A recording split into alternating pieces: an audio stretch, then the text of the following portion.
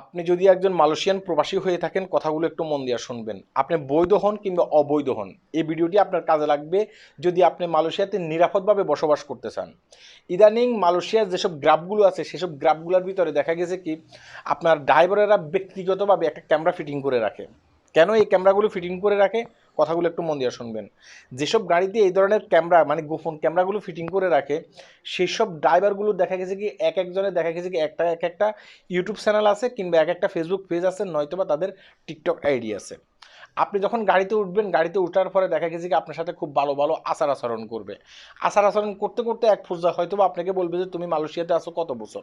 তখন আপনি বলছেন যে না, আমি মালয়েশিয়াতে এত বছর পর্যন্ত আছি। তখন বলবে যে মালয়েশিয়ান গভর্নমেন্ট কেমন, দেশ কেমন চালাইতেছে, একটু কি বলবা। এখন আপনি দেখা গেছে কি যদি ভালো বললে তো ভালো কথা, সে সোশ্যাল মিডিয়াতে ওই ভিডিও আপলোড করবে না। যদি ভুলবশত গভর্নমেন্টের বিপক্ষে আপনার একটা কথা চলে যায়, তখন সে কী করবে জানেন, ওই অংশটা কাট করে সেই তার ওই যে টিকটক চ্যানেল কিংবা ইউটিউব চ্যানেলে দিয়ে দিবে। দিয়ে দেওয়ার পরে দেখেন আপনাকে হেনস্থা করা হবে, আপনাকে অপমান করা হবে, বলবে যে সে দেশ মানে মালয়েশিয়ার বিপক্ষে কথা বলতেছে। এভাবে কিন্তু আপনাকে অপমান করা হবে। হ্যাঁ, তাই এসব ট্যাক্সিগুলোতে ওঠার আগে চিন্তা ভাবনা করে উঠবেন। ড্রাইভারের সাথে প্রয়োজনীয় ছাড়া অপ্রয়োজনীয় কোনো কথা আপনি বলবেন না। অনেক ক্ষেত্রে দেখা গেছে কি মালয়েশিয়ার পুলিশের বিষয় নিয়ে কথা বলবে। তুমি তো এত বছর পর্যন্ত মালয়েশিয়াতে আসো, মালয়েশিয়ার পুলিশ কেমন। এখন দেখা গেছে কি একটা সময় হয়তো বা আপনার সাথে পুলিশের একটু রাগারাগি হয়েছে বা কিছু একটা হয়েছে, বা আপনার কাছ থেকে ভিসা চাইতে চাইছে।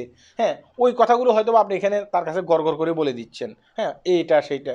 সে কী করবে, ওই ছোট্ট অংশটা কাট করে কী করবে, সোশ্যাল মিডিয়াতে আপলোড করে দেবে। দেখা গেছে কি পরবর্তীতে আপনি বিপদে পড়ে যেতে পারেন। হ্যাঁ, আর একটা জিনিস মনে রাখবেন, গাড়িতে ওঠার আগে সিট বেল্ট, এই জিনিসগুলো মনে রাখবেন। হয়তো বা আপনি গাড়িতে ওঠার আগে, গাড়িতে উঠছেন, ওঠার পরে আপনি সিট বেল্ট বাঁধতে একটু সমস্যা হচ্ছে। হ্যাঁ, সে কী করবে, ওই যে ভিডিওটা আছে না, এটাকে কাট করে সে কী করবে, সোশ্যাল মিডিয়াতে আপলোড করে দেবে। হ্যাঁ, দেখো সে সিট বেল্ট বাঁধতে পারতেছে না, এটা সেটা। পরে কিন্তু আপনি দেখে কি যে টোলের শিকার হবেন। কারণ তাদের দরকার হচ্ছে ভিউ। আপনার সমস্যা হচ্ছে না হচ্ছে তারা সেটা দেখবে না। হয়তোবা তার একটা ভিডিওর কারণে, হ্যাঁ, আপনার দেখা গেছে কি জীবন মরণ নিয়ে প্রশ্ন আসতে পারে।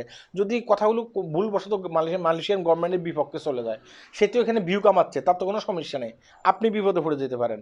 তাই আমি আপনাকে বলতেছি যে এখন মালয়েশিয়ার যেসব গ্রাব ড্রাইভারগুলো আছে, যেসব ট্যাক্সি ড্রাইভারগুলো আছে, বেশিরভাগে ট্যাক্সি ড্রাইভারেরা কী করে, গোপনভাবে ক্যামেরা ফিটিং করে রাখে। কেন? কারণ সে যদি একটা ভিডিও আপলোড করতে পারে সোশ্যাল মিডিয়াতে, তার যে ফেজ আছে, তার যে টিকটক চ্যানেল আছে, সেটা কিন্তু রাতারাতি ভাইরাল। এখন আপনি মরেন কিংবা বাঁচেন সেটা তার দেখার বিষয় নয়। তাই এসব ট্যাক্সিগুলোতে উঠার আগে চিন্তা ভাবনা করে উঠবেন। হ্যাঁ, এখানে উঠে কী কী কথা বলার প্রয়োজন সেই কথাগুলো বলবেন। আর কথা বলার প্রয়োজন না হলে সেখানে কথা বলবেন না। ঠিক আছে? তারা কিন্তু অনেক ক্ষেত্রে আপনি গাড়িতে উঠার পরে আপনার সাথে খুশবু আলাপ শুরু করে দেয়। হ্যাঁ, আপনি ভালো আছেন নি, আপনি কেমন আছেন, এই ধীরে ধীরে ধীরে ধীরে তারা কিন্তু চেষ্টা করে যে আপনার সাথে ওই ধরনের কথাগুলো বলার জন্য, যে ধরনের কথাগুলো খুবই সেন্সিটিভ কথা, এই কথাগুলো বললে আপনি বিপদে পড়তে পারেন, সে এই কথাগুলো আপনার কাছ থেকে নেওয়ার চেষ্টা করে। সে একটা সময় বলবে যে ঠিক আছে, দেখো সে মালয়েশিয়াতে থেকে মালয়েশিয়ার বিপক্ষে কথা বলতেছে। আপনি হয়তো বা দীর্ঘদিন পর্যন্ত এখানে আসেন, 10 থেকে 15 বছর আছেন, 12 বছর আছেন, হয়তো বা কোনো না কোনো কারণবশত আপনার একটু সমস্যা হইতেই পারে।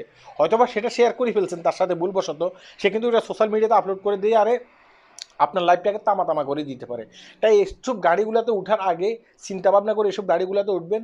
এসব গাড়িগুলোতে ওঠার পর, হ্যাঁ, প্রয়োজন ছাড়া কোনো কথা বলবেন না। এই ভিডিওটি শেয়ার করবেন। এই ভিডিওটি শেয়ার করলে যারা এই বিষয়টা জানে না তারা যেন এই বিষয়টা জানে।